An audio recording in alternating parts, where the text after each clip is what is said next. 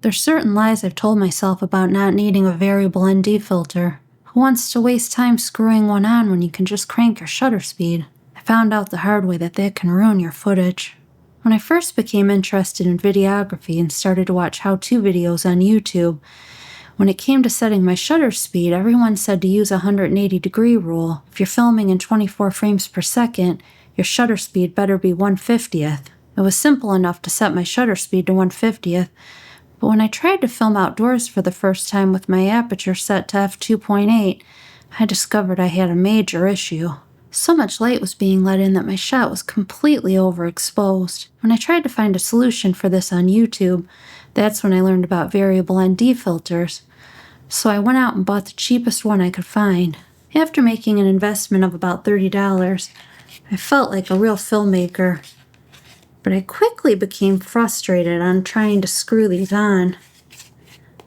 I felt like it was slowing me down. And then I was noticing some issues with my footage. The edges were looking awful dark.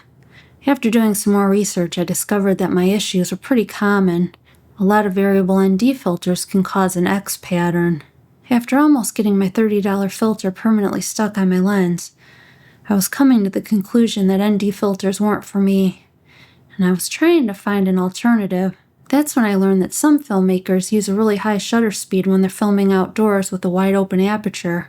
When I tried this method for myself, I soon realized that using a really high shutter speed makes a movement look really jittery. Just when I was about to give up and resign myself to filming with my aperture closed down permanently, Freewell sent me a filter system that they made with Brandon Lee. When I first saw this case, I have to admit, I was pretty excited. I've never had anything quite so nice. Being someone who's visually impaired and quite a bit clumsy, I wasn't so sure if I'd be able to figure out how to attach this system to my lens. But once I got this ring in place,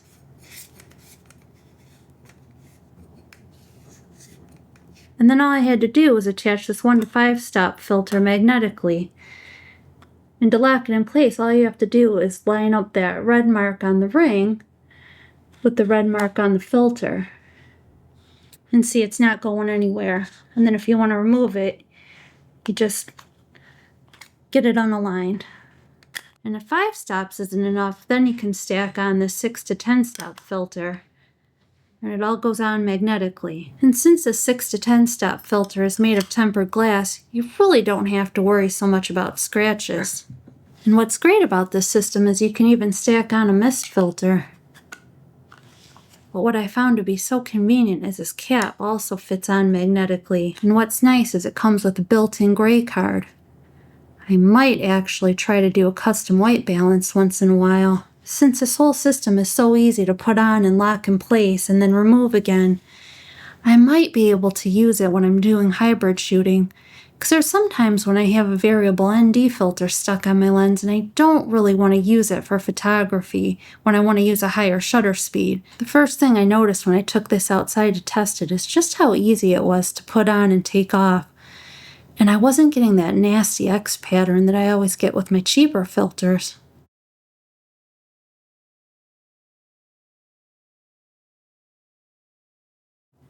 And since this locks into place, I no longer have the fear of dropping this in the stream like I did with my $30 filter when I thought I had it screwed on correctly and I didn't.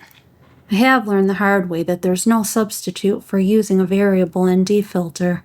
Sometimes you just want to shoot wide open and be able to blur out the background and isolate your subject, even on the brightest of days, and not have to worry about jittery footage from using a high shutter speed.